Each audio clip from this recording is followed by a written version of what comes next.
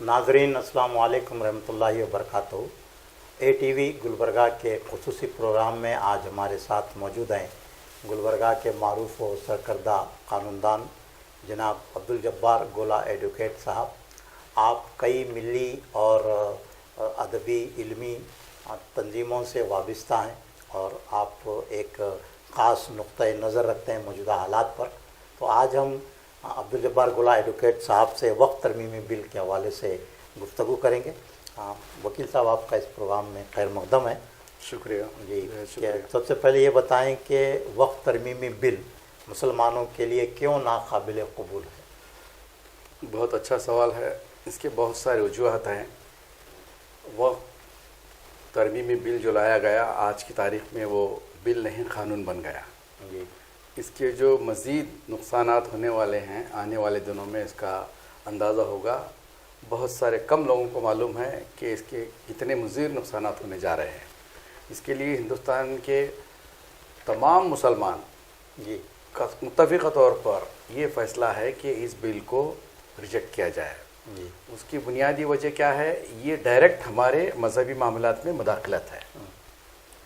यहाँ पर government of India क्या चाह रही थी नहीं मालूम, किसके इशारे पे ये बिल लाया गया।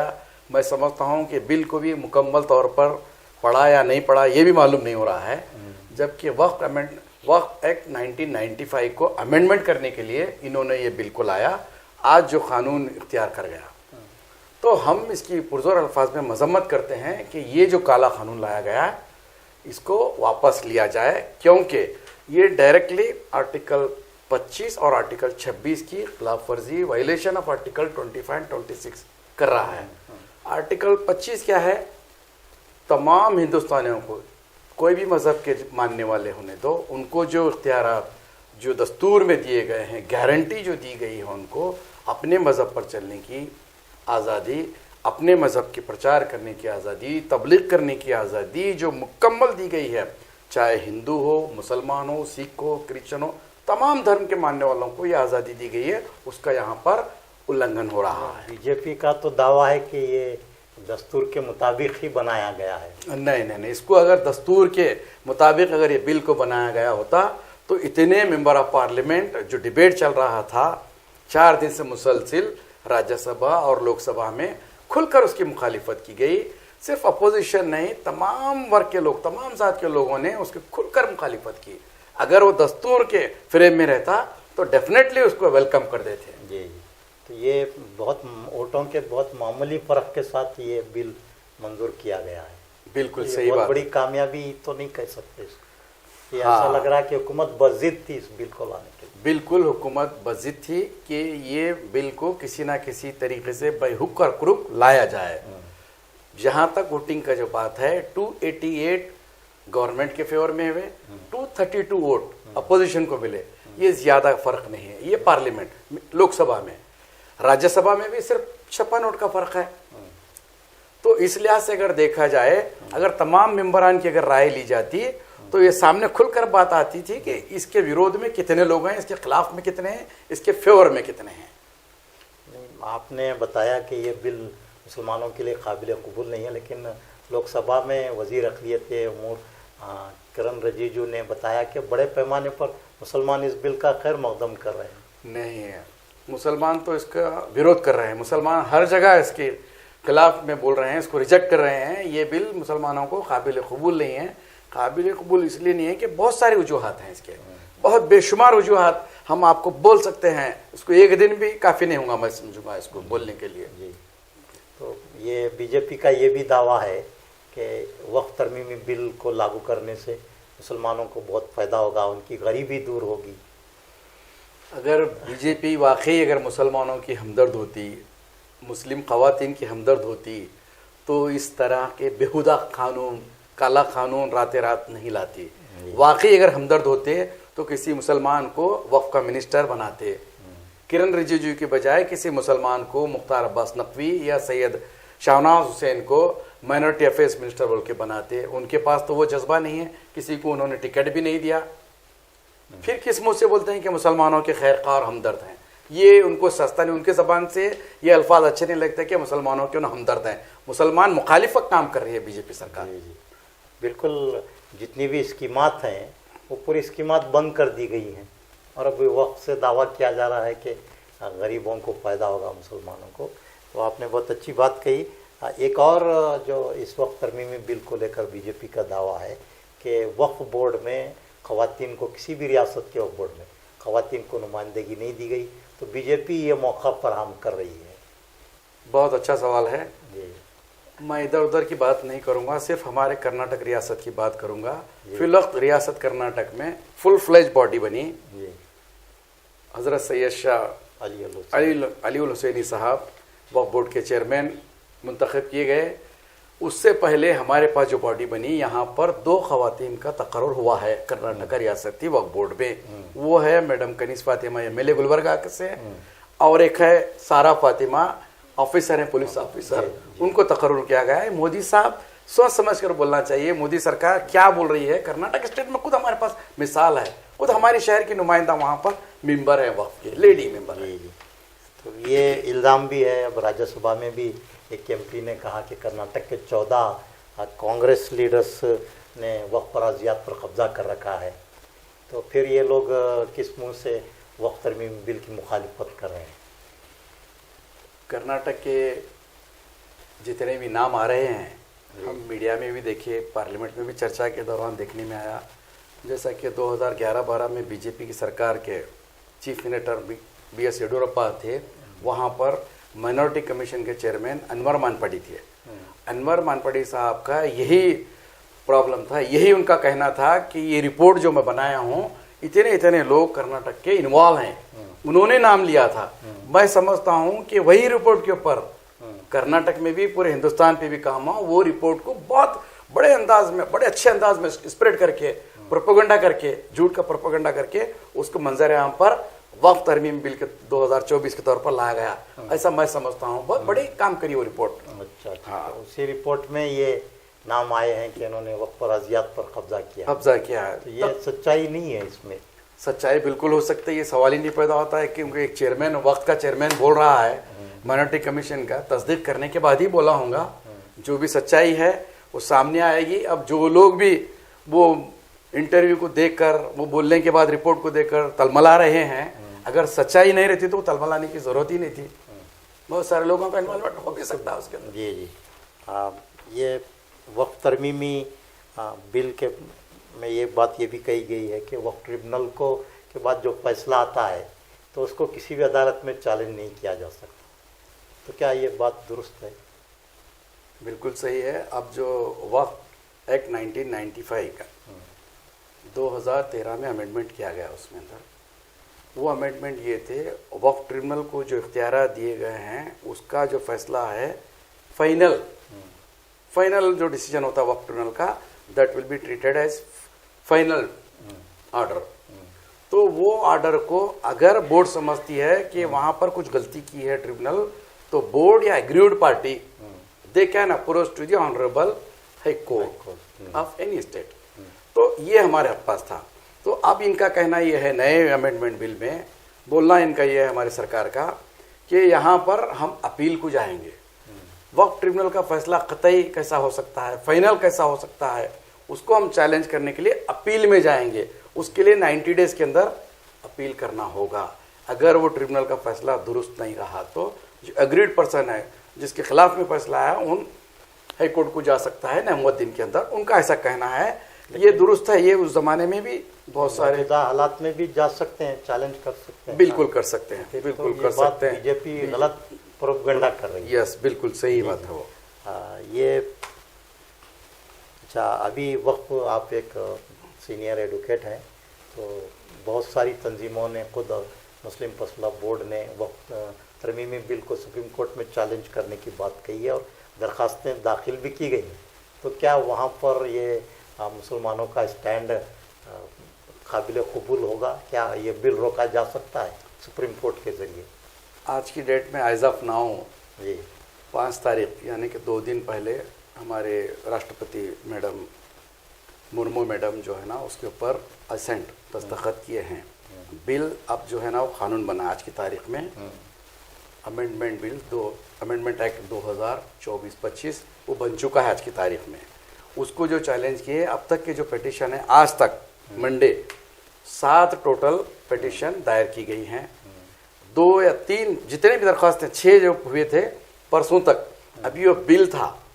आज कानून बनने के बाद पहली जो दरख्वास्त पिटिशन खिलाफ में चैलेंज की गई है जमात उलमा हिंद के सदर की जानिब से, वो आज मंडे यानी कि पीर के दिन दाखिल की गई है। कानून बनने के बाद पहली दरख्वास्त है। टोटल दरख्वास्तें जो खिलाफ में चैलेंज कर रही हैं वो गैर दस्तूरी है बोल के, तो टोटल 7 हैं आज की तारीख में। 7 तारीख तक 7 हो गए हैं। अब तो ये तो कानून बन चुका है, तो अब जब इसको सुप्रीम कोर्ट में चैलेंज किया जाएगा तो इसमें राष्ट्रपति भी के ऊपर भी कोई उंगली उठ सकती है, वो भी सुप्रीम कोर्ट के दायरे में आ सकती है। नहीं नहीं, उनको इख्तियारात नहीं है, कानून नहीं बोलता है उनको, क्योंकि उन्होंने हेड है स्टेट के जी, पूरे हेड ऑफ द स्टेट होते हैं, उनके ऊपर कानूनी चाराजोई नहीं होती है। ये फिर किसको, सेंट्रल गवर्नमेंट सेंट्रल गवर्नमेंट को नोटिस दी जाती है। सेंट्रल गवर्नमेंट के वकील, सॉलिसिटर जनरल आते हैं, एडवोकेट जनरल आते हैं वहाँ पर, उसके अंदर उनको डिफेंड करते हैं। ये लोग उनके बारे में फेवर में बात करते हैं। जितने लोग भी पिटिशन दायर किए हैं, जैसा कि कपिल सिब्बल हैं सीनियर एडवोकेट, अभिषेक सिंघवी हैं, शमशाद साहब हैं, तलहा हैं, 5-7 वकील ये पिटिशन को दायर किए हैं। इंशाल्लाह ये वैलिडिटी के ऊपर, कॉन्स्टिट्यूशनल वैलिडिटी के ऊपर क्वेश्चन है यहाँ पर। ये दस्तूरी हक जो दिया गया है हमको, तमाम हिंदुस्तानियों को, उसको जो है ना कानून में मुदाखलत, हमारे मजहबी मामलात में मुदाखलत के खिलाफ में चैलेंज कर रहे हैं। मैं समझता हूँ कि इसके ऊपर रोक लगनी चाहिए, लगेगी, मुझे उम्मीद है। इससे पहले जितने भी क़वानीन को चैलेंज किया गया उसमें कोई राहत नहीं मिली मुसलमानों को। हाँ, राहत तो नहीं मिली, अभी तमाम के तमाम वही पेंडिंग है। अभी 1 बाय 1 लिस्ट बिफोर नहीं आ रही सामने, कोई अर्जेंसी नहीं है बोल के ऑनरेबल जजेस भी उसको पेंडिंग रखे हैं। इंशाल्लाह ज़रूर उसके ऊपर सुनवाई होगी, ज़रूर उसके ऊपर भी फैसला आएगा। थोड़ा अदालतें हैं, बहुत बड़ा पेंडिंग वर्क है हमारे पास।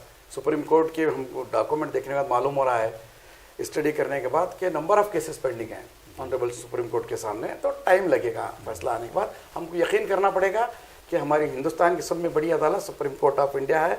हम यकीन है पूरा अल्लाह की ज़ात पे, और सुप्रीम कोर्ट पे भी यकीन है कि हमारे हक़ में फैसला आएगा और सुनवाई ज़रूर होगी इंशाअल्लाह। वकील साहब, वक्फ तरमीमी बिल के ख़िलाफ़ मुसलमानों में पूरे मुल्क के शदीद रद्द-ए-अमल देखा जा रहा है। खुद गुलबर्गा में कई तंजीमों की जानिब से इस सिलसिले में इजलास तलब किया जा रहा है, लेकिन देखने में ये आ रहा है कि इन इजलासों में कोई फ़ैसला नहीं लिया जा रहा। सिर्फ ये कहा जा रहा है कि हम मुस्लिम पर्सनल लॉ बोर्ड के डायरेक्शन का इंतज़ार करेंगे। तो जब डायरेक्शन का इंतज़ार ही करना है तो फिर मशावरती इजलास क्यों बुलाया जा रहा है? बहुत अच्छा सवाल है, क्योंकि शहरियान गुलबर्गा में बहुत बेचैनी पाई जा रही थी। बार बार ये कहा जा रहा था कि हर तंजीम के ज़िम्मेदार, हर जमात के ज़िम्मेदार ये कोशिश में लगे हुए थे कि हम उसको पहले मीटिंग बुलाकर हम क्रेडिट लेंगे, हम लोगों में बताएंगे, हम कौम के रहनुमा हैं, हम काम कर सकते हैं, ऐसे मसाइल पर हम पहले करना है। हर कोई ये लीड लेने की कोशिश कर रहा था, मुझे ऐसा समझ में आ रहा है। तो ये बात तो क्लियर है कि जॉइंट एक्शन कमेटी का भी ये मुत्तफ़िक़ा फैसला था। सुबह पहले जॉइंट एक्शन कमेटी गुलबर्गा की ये फैसला ली कि ऑल इंडिया पर्सनल लॉ की बोर्ड पर जो डायरेक्शन आएंगे उस पर काम करेंगे मुत्तफ़िक़ा तौर पर। उसके बाद 2-3 भी जो मीटिंग हुए उनका भी फैसला यही हुआ कि all India personal law board जो हुक्म जारी करेगी उसके मुताबिक यहाँ पर काम होगा। तो यानी कोई नतीजा खेज नहीं साबित हो रहा इजलास। जी हाँ, अभी अलहदा करने के से बेहतर है कि उसको कुल जमाती तौर पर तमाम मसलक के लोगों को, तमाम जमात के लोगों को, तमाम दानिशवार कौम मिलत, तमाम मुकला, डॉक्टर्स, इंजीनियर्स, पढ़ा लिखे तबका को, कारोबारी लोगों को अगर मिलाकर एक शहर में एक अच्छा मैसेज अगर जाता है, गवर्नमेंट को अगर हम हिला सकते हैं, एक अच्छा मैसेज जो हमारा हक़ है प्रोटेस्ट करने का, दस्तूर ने जो हमको दिया है हमारी आवाज़ को बुलंद करने का, अगर हम आवाज़ को यूनिटी के साथ अगर बुलंद करेंगे तो उसके असबाब भी अच्छे आएंगे, उसके रिजल्ट भी अच्छे आएंगे। इंशाल्लाह आने वाले दिनों में एक अच्छा गवर्नमेंट पे इम्पैक्ट पड़ेगा, ज़रूर पड़ेगा, नहीं बोल के नहीं। ये बात भी कही जा रही है कि जिन मसाजिद या वक्फ इदारों के रजिस्ट्रेशन वक्फ बोर्ड से नहीं हुए हैं तो अंदरून 6 माह इसको कर लिए जाए, तो अब उसकी तैयारियां की जा रही हैं। तो मेरा सवाल ये है कि वक्फ मशावरती कमेटियों के चेयरमैन्स हैं, नायब चेयरमैन्स हैं और मेम्बरान हैं, ये लोग क्या कर रहे थे कि कई लोग बता रहे हैं कि 3-3 साल से उनके मंजूरी के लिए उनकी दरखास्तें पेंडिंग में पड़ी हुई है। तो ये लोग क्या कर रहे थे? ये काम वो सब सोचना चाहिए था कि आगे ऐसे हालात आ सकते हैं, तो बगैर किसी रुकावट के क्लियरेंस मिलना चाहिए था। बिल्कुल सही, बहुत अच्छा सवाल है, सुलगता सवाल है। फिर हमारे शहर में हमारे साथ ये वाक़या रनमा हुए। अब मैं क्या कहूँ, होंठ भी अपने दांत भी अपने, बड़े बड़े बात करने वाले लोग, बड़े बड़े कुर्सियों पे बैठने वाले लोग, सदर हो, नायब सदर हो, मेंबरान हो, तमाम के तमाम किस धुन में थे नहीं मालूम कि हमारे बड़की बोली कब्रस्तान के लिए 2 साल पहले हमने अर्जी दी थी उनको। अब 3-4 महीने पहले, 1.5 साल के बाद, बार बार हम चक्कर काटने के बाद वो मंजूर होकर आई। लड़ने की नौबत आई कई दफ़ा चेयरमैन के साथ, वक्फ ऑफिसर के साथ, जब जाकर वो रिपोर्ट आई। उनका कहना यह था कि 6 महीने से सीईओ नहीं है, यही बोलते रहे। और दूसरे कमेटियाँ का जो प्रेशर करे, जो लोग बेंगलुरु को जाकर प्रेशर डाल कर आला है, पैसे खर्चा करे, वहाँ जाके मिन्नतें करने के बाद क्या क्या तकलीफ़ें झेले उनको मालूम है। तो वो लोग, वैसे लोगों का काम हुआ, वैसे लोगों को कमेटियों के अप्रूवल मिले। जो लोग गुलबर्गा में बैठे आज तक भी ऐसे अप्रूवल कहीं नहीं मिले। आप बड़े बड़े बुलंद दावे कर रहे हैं। बोर्ड आपके हाथ में था, आप ही काम नहीं कर रहे। हाँ बिल्कुल, बिल्कुल बजा है आपका सवाल, जी। बिल्कुल दुरुस्त है।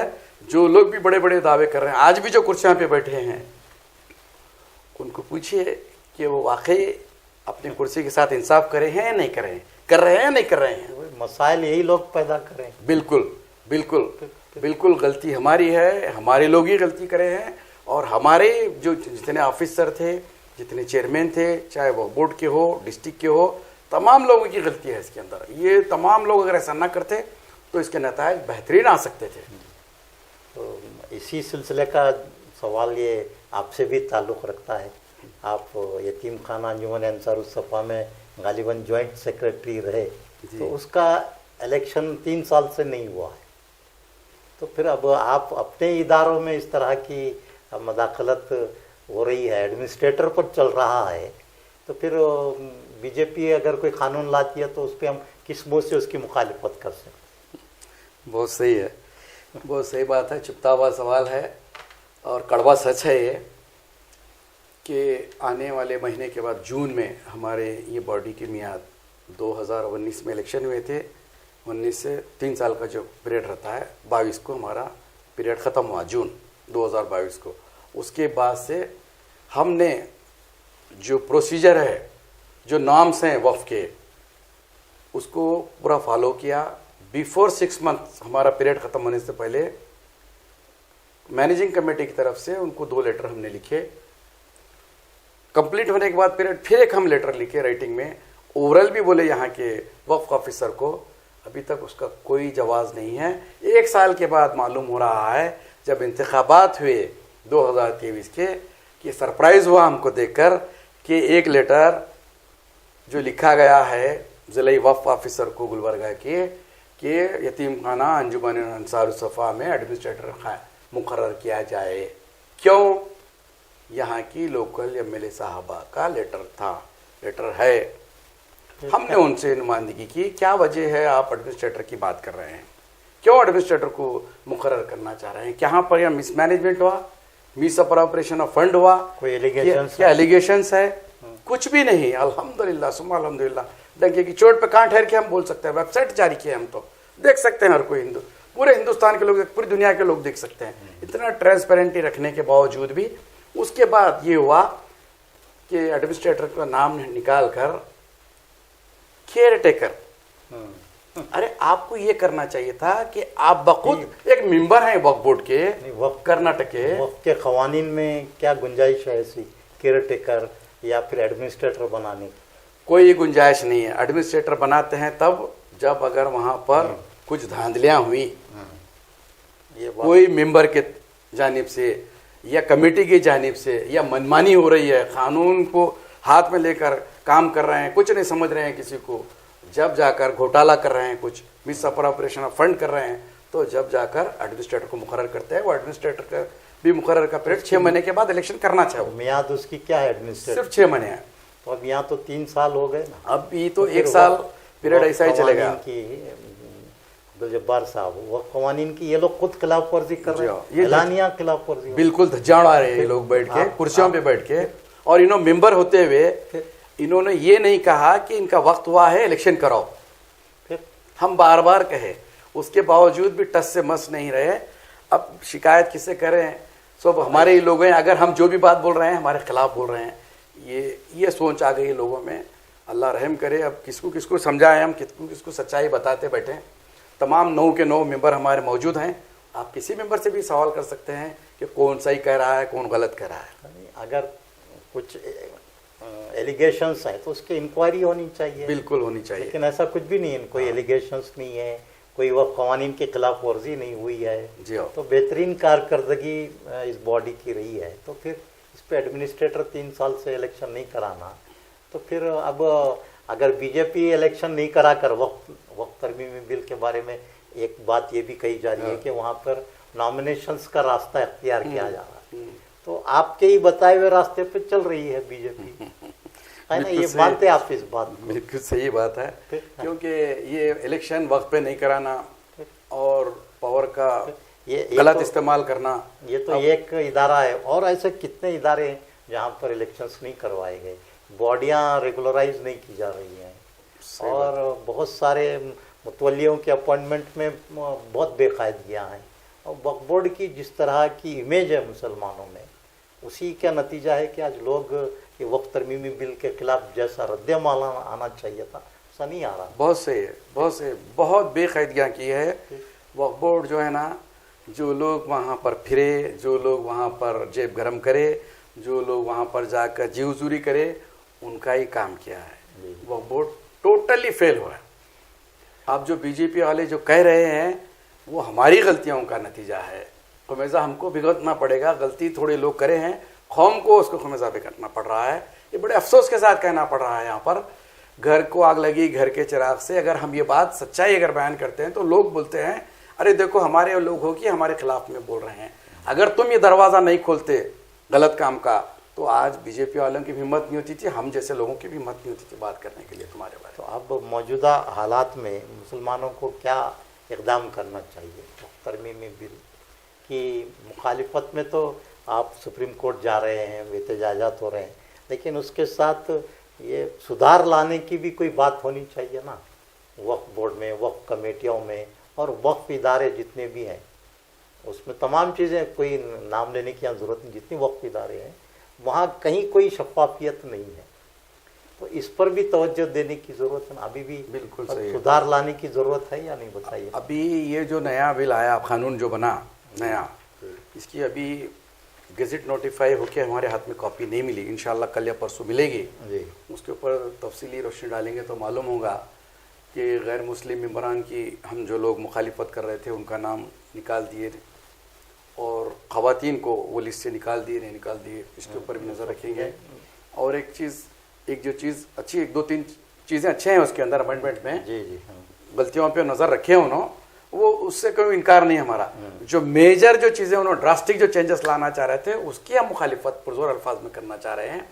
वो ये है कि बहुत सारी चीज़ें हैं, वक्फ यूज़र का मामला है, वहाँ पर उन्होंने तकलीफ दे काम कर रहे हैं। अब जैसा कि वक्फ एक्ट 1995 में जो है ना सज़ा जो है ना इसकी इंक्रोचर की जो है ना 2 साल की सज़ा थी, नॉन बेलेबल ऑफेंस था, वो अब बेलेबल कर दिया, 6 महीने की सज़ा कर दिए। ये गैर ज़रूरी इसके अंदर मुदाखलत है। जो चीज़ आपको ट्रांसपेरेंसी, जैसा सवाल है आपका, जो ट्रांसपेरेंसी लाना है, जो कौम को वाकई वक्फ से फ़ायदा होना है, वो काम अगर करे तो इंशाल्लाह बहुत सही मुनासिब रहेगा। वहाँ पर भी नज़र होनी चाहिए सरकार की। तो अब ये वक्फ तरमीमी बिल में ऐसी कोई चीज़ नहीं है जिससे कि वक्फ से आम मुसलमानों को फ़ायदा पहुँचे? ऐसा तो नज़र नहीं आ रहा है, नुकसानात ज़्यादा दिख रहे हैं।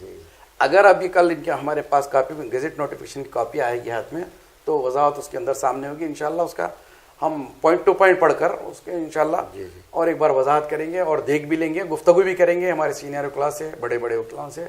अब जो हम वैलिडिटी के लिए हम चैलेंज करें, constitutional validity of the act, तो अब उसके ऊपर सुप्रीम कोर्ट में पेंडिंग है, देखेंगे। ये प्रोग्राम के आखिर में एक बहुत अहम सवाल मैं आपसे करने जा रहा हूँ, वो इसलिए कि आप एक तजुर्बेकार एडवोकेट हैं, कि अभी मैं देख रहा था कि किसी स्टेट में गालिबन है पुलिस पहुंच गई मदरसा कि आपकी क्या डॉक्यूमेंट्स है, क्या है। वो बेचारा मदरसे का जो जिम्मेदार है वो एक प्लास्टिक की थैली में कुछ जीरास कापियाँ निकाल कर पुलिस वालों के हवाले कर रहा है। तो मेरा इस मरहले पे ये कहना है कि आप देखिए जितने भी मदारिस हैं या वक्फ इदारे हैं वहाँ पर कोई लीगल एडवाइज़र ही नहीं है। तो मौजूदा हालात में लीगल एडवाइज़र की, एडवोकेट्स की टीम को साथ रखने की बहुत ज़्यादा ज़रूरत है, ताकि वो सही तरीके से जो भी टीम आती है इंक्वायरी के लिए, चाहे वो पुलिस हो या कोई ऑफिशियल्स हो, तो उनसे सही तरीके से बातचीत करने के लिए, लीगली बात करने के लिए एडवोकेट्स की टीम होनी चाहिए। इस पर तो कोई बात हो ही नहीं रही है। बहुत अच्छा सवाल है, बिल्कुल सख्त ज़रूरत है अब जी हर जगह पे। जैसा कि उत्तर प्रदेश का है आप जो सवाल कर रहे हैं, उत्तर प्रदेश की सरकार जो ही साइन हुए प्रेसिडेंट ऑफ इंडिया की, बहुत जल्दी हरकत में ही उन्होंने अपने तमाम ऑफिसर्स को, रेवेन्यू ऑफिसर्स को उन्होंने डायरेक्शन दे दिया कि ये कानून बना है, जो लोग भी इवन प्रोटेस्ट जो कर रहे हैं उनको भी पकड़े हैं। कुछ सुनने में रिपोर्ट आ रही है, और कुछ स्कूलों में जाके धांधलियाँ भी करे हैं। और ये हमारी गलती है कि हम, आपको याद होगा एक 3-4 साल पहले मसाजिद वेलफेयर कमेटी बोल के हम बनाए थे। तकरीबन लोगों को हमने गुजारिश की, मस्जिदों में जाकर बोले कि आपके कागजात दुरुस्त कर लो, लीगलाइज कर लो। तकरीबन मस्जिद वाले के ज़िम्मेदार का कहना ये था कि साहब वक्त में करे तो गवर्नमेंट की हो जाएगी, ट्रस्ट बनाना क्या, अजीब अजीब किस्म के सवालात किए। क्योंकि कोऑपरेशन नहीं हुआ, कोई कोऑपरेशन हमको नहीं मिला। आज वो नौबत आ गई। हम 4 साल से बोल रहे थे, हम 4 साल पहले कहे थे ये नौबत आने से पहले सब दुरुस्त कर लो आप कागजात। उसी का एक नतीजा है कि अल्हम्दुलिल्लाह गुलबर्गा में सिद्धरामैया की सरकार एक अच्छा इकदाम करते हुए रेजोल्यूशन पास की है। पास करने के बाद यहाँ पर वो अभी सरगर्मियाँ चौमियाँ अभी शुरू नहीं हुई हैं, जैसा बीजेपी स्टेट रूल स्टेट में हो रही है। ये बड़ी खुशी की बात भी है, थोड़ी सांस ठंडी हम ले रहे हैं। अदरवाइज आपको रोक रहा हूँ मैं कि क्या गवर्नमेंट से कोई अश्योरेंस लिया जा सकता है कि अगर वक्फ तरमीमी बिल पे कर्नाटक में एहतजाज होता, उनके खिलाफ पुलिस का रवैया वैसा नहीं होगा जैसा दूसरे स्टेट्स में है। फिर 2-2 लाख 5-5 लाख के बॉन्ड्स की ज़मानत देने की बात की जा रही है, FIR दर्ज की जा रही है। तो ऐसी कोई अश्योरेंस गवर्नमेंट ऑफ कर्नाटका से यहाँ ली गई है क्या? बातें तो एहतजाज की हो रही है। बिला वजह के लोग जेलों में ठोंस दिए जाएंगे, मुकदमात होंगे, तो इसके लिए कौन जिम्मेदार रहेगा? सही बात है। हमारे नुमाइंदे क्या इस तरह की इजलास कर रहे हैं, लेकिन ये पहलू भी पेश नज़र होना चाहिए। बिल्कुल अच्छा सवाल है जी। ठोस इकदाम होना चाहिए। आज नहीं कल कहीं भी एक शरपसंद ऑफिसर अगर उसके समझ में आया गुलबर्गा छोड़कर दूसरी तरफ मंगलूर और धारवाड़, हुबली धारवाड़ उधर साइड में कुछ सरफिरे किस्म के लोग हैं, क्योंकि उनके MLA MP ज़्यादा हैं, अगर उन्हें कह दिया कि इस किस्म की हरकत हो सकती है, तो ये हरकत को रोकने के लिए जो एरिए के जितने भी मुंतखब नुमाइंदे हैं, MLA MPs अपने अपने एरिए के, खासकर सिद्धरामैया सरकार को जाकर ये वजाहत करें कि जो लोग भी प्रोटेस्ट करेंगे उनके पर FIR ना हो और उनको ना पकड़ा जाए और गैर जरूरी सताया ना जाए। ये रेजोल्यूशन आपकी कैबिनेट पास कर चुकी है।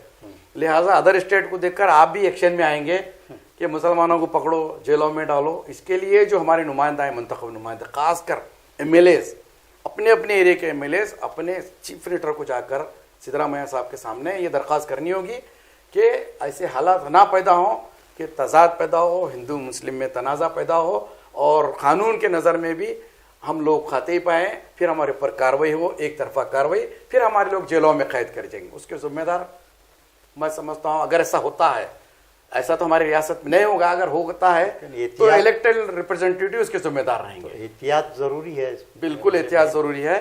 और MLAs भी आगे बढ़ चढ़कर, MPs MLAs आगे बढ़कर ये नुमाइंदगी अगर वक्त से पहले करे तो मुनासिब रहेगा। जी। तो नादरीन, अब्दुल जब्बार गोला एडवोकेट साहब से गुफ्तगू हो रही थी वक्फ तरमीमी बिल के। इस गुफ्तगू का हासिल ये है कि सबसे अहम बात यह है कि जितने भी वक्फ इदारे हैं वहाँ पर लीगल एडवाइज़र्स का होना बहुत ज़रूरी है। दूसरा, एहतजाज के लिए हुकूमत की जानिब से किसी तरह की कानूनी चाराजोई ना हो, इसका तयक़ुन लेना ज़रूरी है। और तमाम वक्फ आम मुसलमानों के साथ साथ ये देखने में आ रहा है कि वक्फ इदारों के ज़िम्मेदारान वक्फ तरमीमी बिल के ख़िलाफ़ खुलकर सामने नहीं आ रहे हैं, और उनको भी आगे आना चाहिए और इत्तेहाद के साथ मुश्तरका तौर पर कोई हिकमत अमली बनाई जाए इस वक्फ तरमीमी बिल के ख़िलाफ़। क़ानूनी तौर पर तो सुप्रीम कोर्ट में उसको चैलेंज किया जा रहा है। उसके अलावा अब मुसलमानों की भी ये जिम्मेदारी है कि वो अपना मुहासबा करें, अपने अपने वक्फ इदारों में बेहतरी और सुधार लाने की कोशिश करें। हम एडवोकेट अब्दुल जब्बार गोला साहब के बेहद शुक्रगुजार हैं कि आपने हमारे इस प्रोग्राम में वक्त दिया। इंशाअल्लाह फिर अगले प्रोग्राम में आपसे मुलाकात होगी। अल्लाह हाफ़िज़।